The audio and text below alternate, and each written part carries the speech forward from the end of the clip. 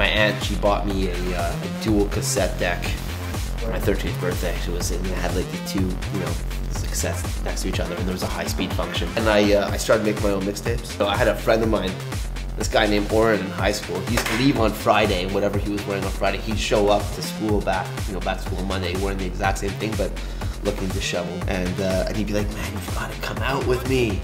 I'm going to these parties and warehouses, and the music is amazing, and the people are amazing. And I'm like, he starts describing me. I'm like, it sounds like a rave.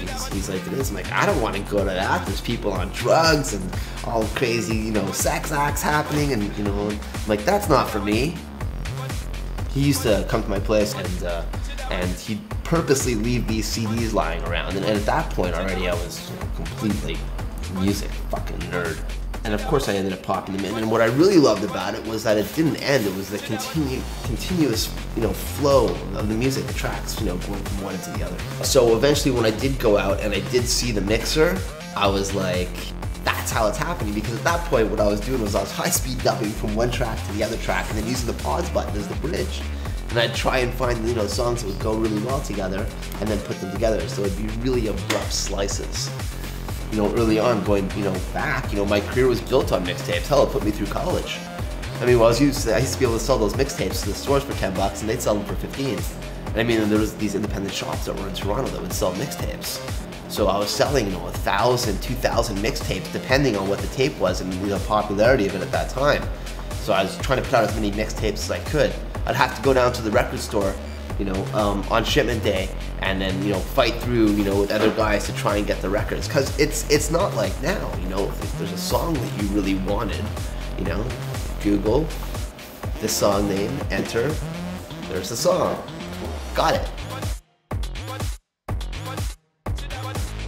I stopped using CDJs because it started slowing me down. So I no longer wanted to just focus on the idea of matching two songs at the same speed and then maybe moving around the channel faders. Why would I take what I'm doing within that interface to burn it onto a CD and play it in this player so maybe I can move around this little knob for hours? It felt like to me when I started at the beginning of my set, start, stop, fast, slow.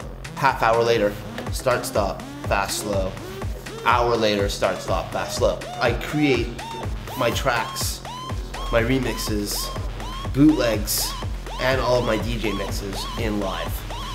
My setup consists of my computer, my audio interface, and my iPad right now. I've downsized. Before I was trekking around and all kinds of MIDI controllers I was rolling with, and I was quite fond of them just because of the price and the size. My controller, I use an iPad 2 to control a lot of playing, and I've got two different apps. I've got a Touch OSC app, and I've got another app for live. It's called Touchable. The K Oscillator, that's something else. That's actually they're really cool. They're super fun. So it's an analog synth with 100 presets on it that you can do manipulation on an XY pad. So for me, because I want to do some scratching, there's a preset on it that I'm quite fond of. So I plug it directly into the channel on the mixer, and then I EQ it to how I want it to sound. I tap in the tempo of in and around what I'm playing at, and away I go. I can play on it like that.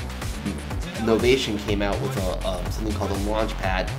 I loved using that. It was really great. It was a little difficult for me to mix with it just because of the way that the increments moved. It was like crick, crick, crick, crick. It was missing those middle tiers, and it just felt like when it was moving, in between each volume increment, that it was like, I don't know, it just didn't sound very smooth. So when I did find out about these apps and put everything together and tried to have it work out the way I wanted to, and it's way smoother. It's way smoother on the touchscreen. I can actually draw in what I want, and I'm still building on it. Like whatever I have right now, after every show, it gives me another idea, and I think a different way of how to go back and rethink the actual interface that's on my screen. Feels like I'm in a beta of it. Yeah, I've had a couple of situations where it's gone fucking awry. Like, what about that woman that fell on my laptop on Friday night?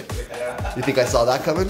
You didn't think my life flashed before my eyes? That I've just spent the last 7 months building that machine to get it to where the hell I want it to go, and then some stranger falls on it, and then who's liable? It's not like I've got club insurance that it can be like, yeah, I'm drunk high girl fell on my computer.